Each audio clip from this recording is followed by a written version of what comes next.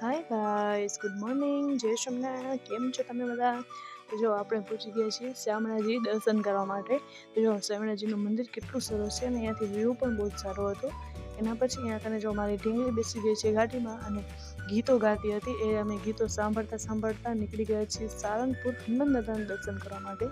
તો જો અહીંયા કને સારંગપુર પણ પહોંચવા આવ્યા છીએ અને જો અહીંયા કને પહોંચીને જોયું તો બહુ જ બધી ભીડ હતી અને ક્યાં સુધી લાઈનો લાગી હતી. તો જો અહીંયાથી કેટલી બધી લાઈનો લાંબી છે. એના પછી અમે ફાઇનલી હનુમાન દાદાના દર્શન કર્યા. જો કેટલા સરસ લાગે છે દાદા.